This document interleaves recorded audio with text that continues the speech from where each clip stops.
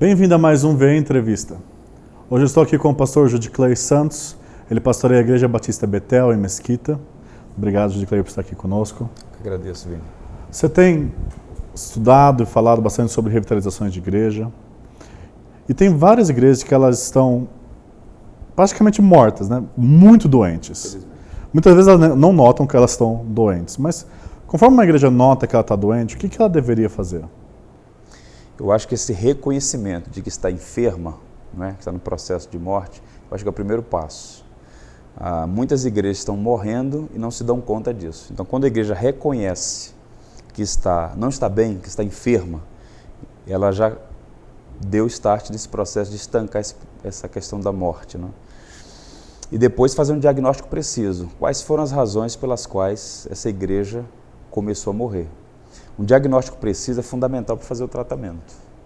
Então, viajando e pregando por aí, eu mesmo tenho uma relação com algumas comunidades que eu pude, infelizmente, testemunhar a morte dessas igrejas. Recentemente, uma igreja próxima à nossa comunidade, que chegou a ter 300 membros, uma igreja viva, que chegou a plantar outras igrejas. Hoje, essa igreja está com 25 pessoas, num estado assim de UTI, nas últimas, né?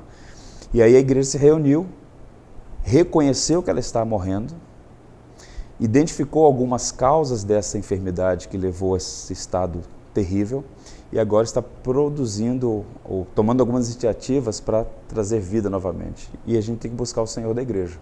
E os recursos na palavra de Deus, fundamentalmente para revivar uma igreja, é colocar novamente a palavra de Deus no centro, a primazia da palavra.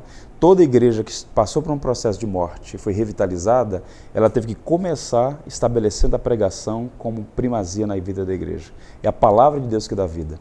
Basta observar, por exemplo, aquele texto clássico de Ezequiel 37, o Vale de Ossos Secos só ganhou vida depois que foi profetizada a palavra e o Espírito vem.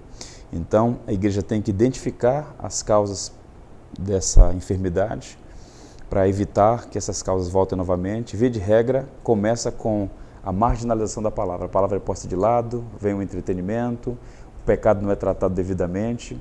Então, quando a igreja chega nesse estágio, ela tem que reconhecer, suplicar o perdão de Deus e pedir a Deus que conceda graça, uma nova vida, e a pregação é fundamental. E, obviamente, que isso vem aliado a uma vida de oração, de arrependimento, de piedade, contrição, a prática das disciplinas espirituais. Mas, sem dúvidas, a pregação da palavra é o que revitaliza a vida de uma igreja moribunda.